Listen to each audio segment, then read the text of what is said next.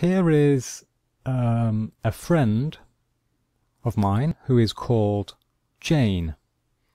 Now Jane, as you can see, she is talking to somebody on the telephone.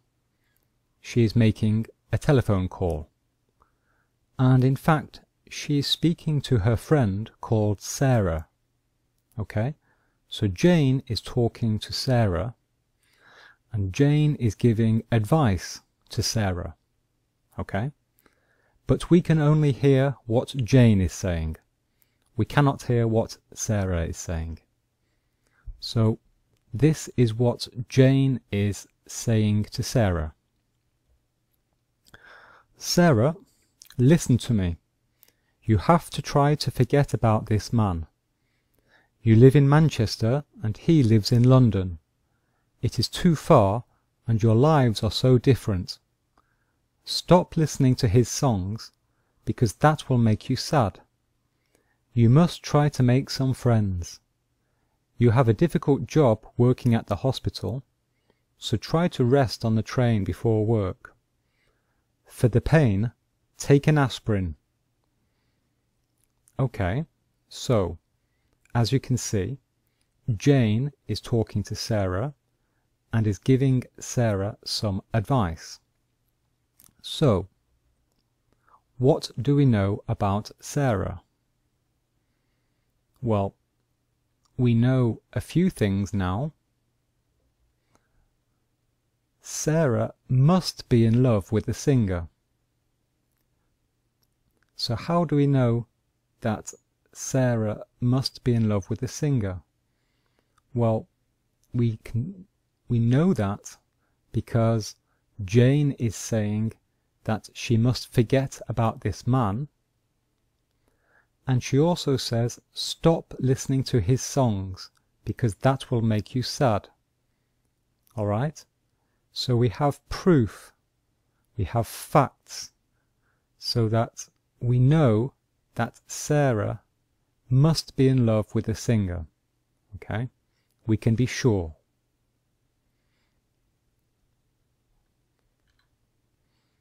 Now, we can also say Sarah could be a doctor or nurse. Okay? So we say could. And this is because Jane says to Sarah, you have a difficult job working at the hospital. Okay? Working at the hospital. So we cannot be sure that Sarah is a doctor or a nurse. We only know that she works at the hospital. So since we are not sure, we say could. Sarah could be a doctor or a nurse. Sarah might have a headache. Well, look at this last sentence. Jane says, for the pain, take an aspirin. So we know Sarah has a pain, but we do not know what type of pain, but it is possible it is a headache. It might be a toothache as well. We are not sure. Since we are not sure, we say might. Sarah might have a headache. And in the negative, we can say Sarah can't have many friends. Okay? Now we know this because Jane says you must try to make some friends. So we know Sarah doesn't have many friends, doesn't have any friends. We can be sure. So since we are sure, and since this is the negative, we say can't.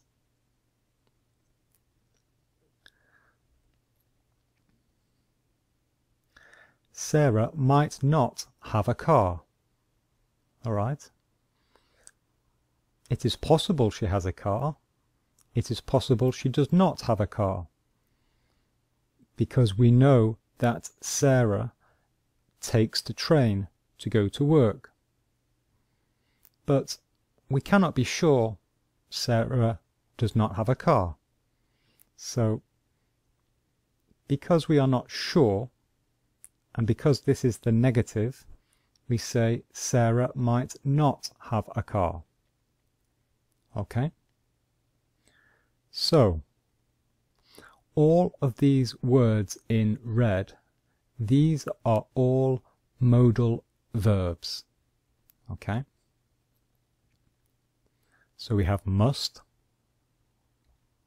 could, and might. These are the three modal verbs for probability in the affirmative. And must is when we are very sure. Could is when we are quite sure, but not very sure. And might is when we are not sure at all. Okay? So this is the order of certainty. Okay, so the arrow, the top of the arrow, must is when we are very sure, and might, we are not sure. And in the negative, then we have can't and might not. And when we are very sure, we use can't, and when we are not very sure, we use might not. So in the negative, this is the order of how sure we are. Okay? So that is why these are called the modal verbs of probability, because they express the degree of probability. Okay? So here, Sarah must be in love. We are certain. We know. We know she is in love with the singer. So we say must be. But here, we are not sure at all if she has a headache. So we say might. Okay. So let's just look at the form or structure. So here is our example again. Sarah could be a doctor or a nurse. And so the structure is we have the subject followed by the modal verb, then followed by the verb. And the verb is in the infinitive form.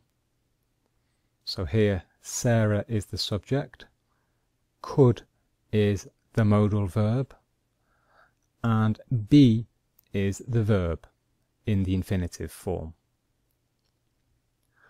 And like we said earlier, the meaning, so this means I think it is possible that Sarah is a doctor or nurse. Okay?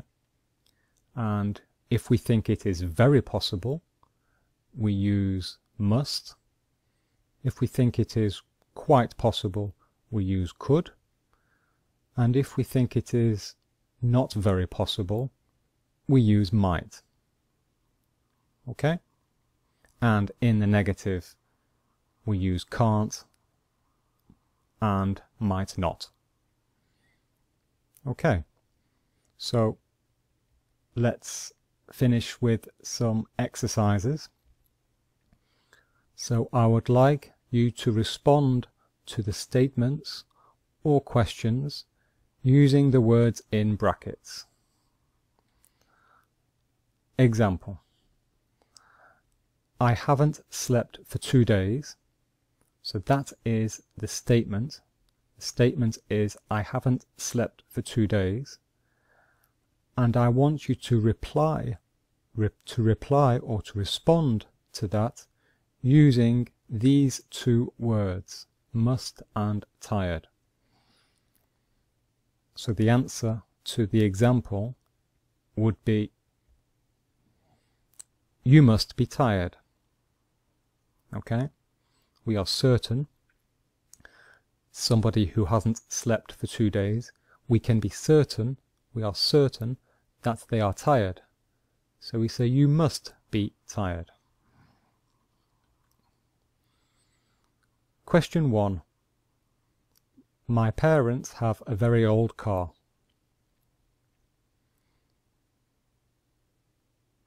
So I'll give you just a few more seconds to think. Okay, so the answer to this one would be they can't have much money.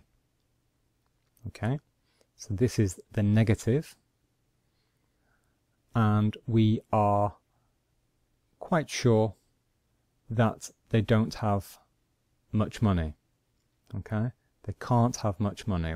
We are pretty sure that they don't have much money, so we say can't.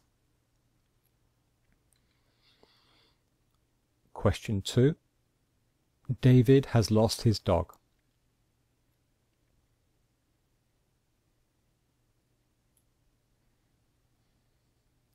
And the answer to this one, he could be in the garden.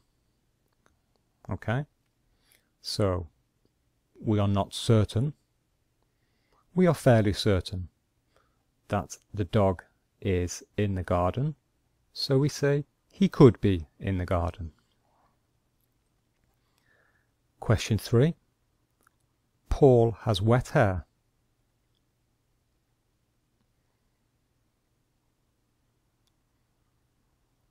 And the answer here is it must be raining. Okay, Paul has wet hair. He has just come inside. We are certain that it is raining, so we say it must be raining.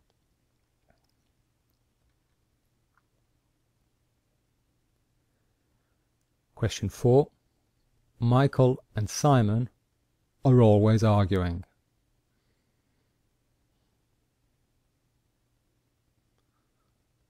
And the answer to this question is they can't be friends. Okay, so again we have proof.